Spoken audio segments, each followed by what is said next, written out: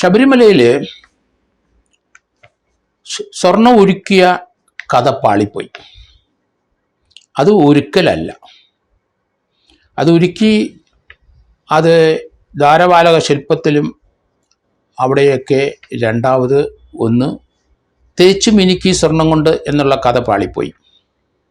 അവിടെ ശ്രീകോവിലിലും ദ്വാരപാലക ശില്പത്തിലും അവിടെ ഏകദേശം 44 കിലോ സ്വർണം അവിടെ പൂശുകയോ അല്ലെങ്കിൽ പൊതിയുകയോ ചെയ്ത 1998-99 കാലഘട്ടത്തിലെ ആ സ്ഥിതിവിശേഷത്തിൽ നിന്ന് അമ്പയെ അവിടുത്തെ കാര്യങ്ങളെല്ലാം മാറിപ്പോയി. അവിടെ ഇപ്പം ചെമ്പ് പാളികൾ മാത്രമായി അവശേഷിച്ചു. അവിടുത്തെ സ്വർണങ്ങൾ മുഴുവൻ ഉരുക്കിയും അല്ലാതെയുമായി എടുത്ത് അതും കടത്തിക്കൊണ്ടുപോയി. ഇത് ദേവസ്വം ബോർഡിലെ അവിടുത്തെ അംഗങ്ങൾക്കൊക്കെ അറിയാം.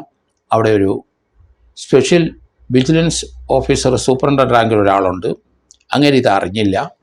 അങ്ങേരിപ്പം ഹൈക്കോടതിയുടെ പിടി വീണെന്ന് അറിഞ്ഞപ്പം ചില റിപ്പോർട്ടുകളൊക്കെ തയ്യാറാക്കി കൊടുത്തിട്ടുണ്ട്. അത് ഇൻസഫീഷ്യൻ്റ് റിപ്പോർട്ടാണ്. അത് ഹൈക്കോടതിക്ക് മനസ്സിലായിട്ടുണ്ട്. ഹൈക്കോടതി കൃത്യമായ ഉത്തരവ് പുറപ്പെടുവിച്ചു. ഇതിനെ സംബന്ധിച്ച് പമ്പയിൽ ഒരു കേസ് രജിസ്റ്റർ ചെയ്യണം. ആ കേസ് രജിസ്റ്റർ ചെയ്യേണ്ട ആ സ്പെഷ്യൽ സൂപ്രണ്ട് ഓഫ് പോലീസിൻ്റെ വിജിലൻസിൻ്റെ റിപ്പോർട്ടിൻ്റെ അടിസ്ഥാനത്തിൽ ആ റിപ്പോർട്ട് ദേവസ്വം കമ്മീഷണർക്ക് കൈമാറണം. കമ്മീഷണർ അത് DGPക്ക് കൊടുക്കണം.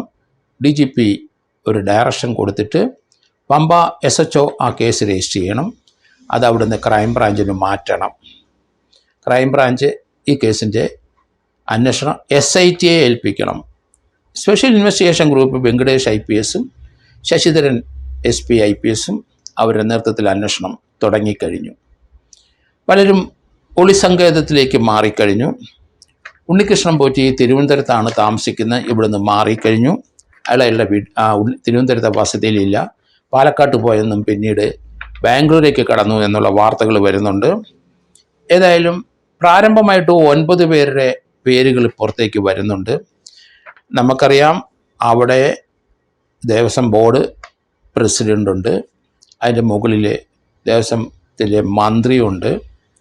മന്ത്രി മുതൽ താഴോട്ട് ഇങ്ങേ അറ്റം വരെയുള്ള ജീവനക്കാർ ഈ സ്വർണ്ണത്തളിക അല്ലെങ്കിൽ സ്വർണ്ണമോഷണം അത് തീർച്ചയായിട്ടും അതിന് അവർക്ക് ബാധ്യതയുണ്ട്, ഉത്തരവാദിത്വമുണ്ട്. വൈക്കേരിയസ് ലൈബിലിറ്റി എല്ലാവർക്കും ഉണ്ട്. 120B ഗൂഢാലോചനയുടെ പങ്ക് അവർക്കുണ്ടാവും. ദേവസ്വം ബോർഡ് പ്രസിഡന്റ്, അതുപോലെ പ്രസിഡൻറ്റിൻ്റെ ഒപ്പമുള്ള 2 കമ്മിറ്റി അംഗങ്ങൾ, അവിടുത്തെ കമ്മീഷണർ, അവിടുത്തെ സെക്രട്ടറി, തിരുവാഭരണ കമ്മീഷണർ, അവിടുത്തെ ഓരോ ഉദ്യോഗസ്ഥർ, ഇങ്ങനെ പല ആൾക്കാരും ഈ വൈക്കേരിയസ് ലയബിലിറ്റി ഉള്ള ഭാഗത്തേക്ക് വരും. അവരെല്ലാവരും ഒരു ഗൂഢാലോചന നടത്തിയിട്ടുണ്ട്. അവിടെ ദേവസ്വം ബോർഡിലെ ഇവരുടെ പ്രവൃത്തി ഇതൊന്നുമായിരുന്നില്ല. അവർ സ്വാമി നമ്മുടെ അമ്പലത്തിലെ അല്ലെങ്കിൽ ശബരിമല ദേവൻ്റെ അവിടെയുള്ള സ്വത്തുക്കളുടെ സംരക്ഷണം തന്നെയാണ് ഇവർക്കൊക്കെ ഉള്ള നിയോഗങ്ങൾ. അതിൽ നിന്ന് കൈയിട്ട് വാരി അവിടെ നിന്ന് സ്വർണ്ണങ്ങൾ കടത്തി അവരുടെ കാര്യലാഭത്തിനും അവരുടെ ജീവിതമാർഗത്തിനും അവരുടെ പല ബന്ധുജനങ്ങളുടെ കയ്യിലേക്കും ഇതിൻ്റെ പല സാധനങ്ങളും ചെന്നു ചേർന്നു എന്നാണ് ഇപ്പം മനസ്സിലാകുന്നത്. ഹൈക്കോടതി 6 ആഴ്ചയ്ക്കകം അന്വേഷണം പൂർത്തിയാക്കണമെന്നൊരു ഡയറക്ഷൻ കൊടുത്തു കഴിഞ്ഞു. 2 ആഴ്ച കൂടുമ്പം അവലോകന റിപ്പോർട്ട് ഹൈക്കോടതിയിൽ ഹാജരാക്കണം.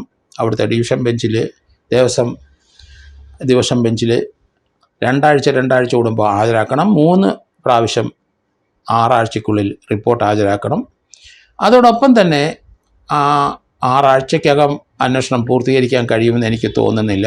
കാരണം ഇതിനകത്ത് റിക്കവറി ഉണ്ട്, സ്വർണ്ണം റിക്കവറി ചെയ്തെടുക്കേണ്ടി വരും. ഇതിനകത്ത് മോഷണം നടന്നിട്ടുണ്ട്, അതുപോലെ ക്രിമിനൽ മിസ്അപ്രോപ്രിയേഷൻ നടന്നിട്ടുണ്ട്, കള്ള മഗസറുകൾ തയ്യാറാക്കിയിട്ടുണ്ട്, അപ്പം ഫോർജറി നടത്തിയിട്ടുണ്ട്. ക്രിമിനൽ ബ്രീച്ച് ഓഫ് ട്രസ്റ്റും മിസ്അപ്രോപ്രിയേഷനും തെഫ്റ്റും ഒക്കെ ഒന്നിച്ച് വരുന്ന ഒരു സംഭവമാണ്. അതുകൊണ്ട് ആ വകുപ്പ് പ്രകാരമാണ് കേസ് മുന്നോട്ട് പോകേണ്ടത്. ഇവരെ പലരെയും അറസ്റ്റ് ചെയ്ത് കസ്റ്റഡിയിൽ എടുക്കേണ്ടി വരും. അങ്ങനെ കസ്റ്റഡിയിൽ എടുക്കുന്നവർ അവർ കൈകാര്യം ചെയ്ത സ്വർണ്ണങ്ങൾ എവിടേക്കാണ് വിറ്റിരിക്കുന്നത്, ചിലർ ഇതിൽ നിന്ന് പൊടിയും തൊങ്ങലും ഒക്കെ വാങ്ങിച്ചുകൊണ്ട് പോയി സ്വന്തം വീട്ടിലെ ഭാര്യയ്ക്കോ മക്കൾക്കോ ഒക്കെ ആഭരണം ഉണ്ടാക്കി കൊടുത്തിട്ടുണ്ടെങ്കിൽ അതൊക്കെ റിക്കവർ ചെയ്യേണ്ടി വരും. ആരൊക്കെയാണ് ഈ സ്വർണം കടത്ത് കേസിനകത്ത് പ്രതിയാകുന്നത് ഇനി നമുക്ക് കാണാം. ദേവസ്വം ബോർഡിൻ്റെ പ്രസിഡന്റ് മുതൽ താഴോട്ട് തീർച്ചയായിട്ടും ഉത്തരവാദികളാണ്. അവിടുത്തെ സെക്യൂരിറ്റി ഓഫീസർ ഉണ്ടെങ്കിലും അങ്ങേരു ഉത്തരവാദിയാണ്. അവരൊക്കെ അവരുടെ കടമ നിർവഹിച്ചിട്ടില്ല. അല്ലെങ്കിൽ അവർക്ക് അവിടുത്തെ വിജിലൻസ് സെക്യൂരിറ്റി പോലീസിലെ ഒരു ഓഫീസറുണ്ട്, അദ്ദേഹം ഇതൊക്കെ ദൈനംദിനം നോക്കി പരിശോധിക്കേണ്ടതാണ്. ഒരു ഓർണമെൻ്റൽ പോസ്റ്റല്ല. കാരണം ഇവിടുന്ന് കടത്തിക്കൊണ്ട് പോകാതിരിക്കാനും മോഷണം നടക്കാതിരിക്കാനും അങ്ങനെയുള്ള കാര്യത്തിനാണ് സ്പെഷ്യൽ സൂപ്രണ്ട് റാങ്കിലുള്ള ഒരു ഓഫീസറെ അങ്ങോട്ട് പോസ്റ്റ് ചെയ്തിരിക്കുന്നത്. അദ്ദേഹത്തിൻ്റെ കടമ നിർവഹിച്ചിട്ടില്ല. ഹൈക്കോടതിയിലൊക്കെ റിപ്പോർട്ടൊക്കെ കൊടുത്തു, അതൊക്കെ കണ്ടു. അതൊന്നും പൂർണ്ണമാകത്തില്ല, അപൂർണമാണ്. ഹൈക്കോടതി ചോദിച്ചപ്പോഴാണ് ആ റിപ്പോർട്ട് കൊടുത്തത്. അല്ലാതെ അയാൾ സ്വയമായിട്ട് ആ റിപ്പോർട്ട് ഇതിനകത്തുള്ള കള്ളത്തരങ്ങൾ കണ്ടുപിടിച്ച് സ്വയമായി റിപ്പോർട്ട് തയ്യാറാക്കി ഹൈക്കോടതി റിപ്പോർട്ട് ചെയ്യേണ്ട ആൾ ഹൈക്കോടതി ആവശ്യപ്പെട്ടപ്പോൾ മാത്രമാണ് റിപ്പോർട്ടുമായിട്ടൊക്കെ ഓടിപ്പോകുന്നത്, അതുകൊണ്ട് സമർപ്പിക്കുന്നത്, അവിടെയുള്ള കാര്യങ്ങൾ അന്വേഷിക്കുന്നത് അപൂർണമായ ചില റിപ്പോർട്ടുകളും. അതുകൊണ്ട് ഈ കേസിൻ്റെ ആ റിപ്പോർട്ടിൻ്റെ അടിസ്ഥാനത്തിൽ ഹൈക്കോടതിയുടെ നിർദ്ദേശമനുസരിച്ച് കേസ് എടുക്കുമ്പം വാദിയായിട്ട് അവിടുത്തെ പോലീസ് സെക്യൂരിറ്റി ഓഫീസറെ വിജിലൻസ് ഓഫീസറെ വാദിയായിട്ട് കൊണ്ടുവരാൻ സാധിക്കില്ല. കാരണം അവരുടെ റോൾ എന്താണെന്നുള്ളത് നമുക്ക് അറിയേണ്ടിയിരിക്കുന്നു. എങ്കിലും അവിടുത്തെ കേസ് സോമോട്ടോമായിട്ട് ആ റിപ്പോർട്ടിൻ്റെ അടിസ്ഥാനത്തിൽ അവിടുത്തെ SHOയ്ക്ക് എടുക്കാം. അതിനുശേഷം കേസ് ട്രാൻസ്ഫർ ചെയ്ത് കൊടുക്കുക.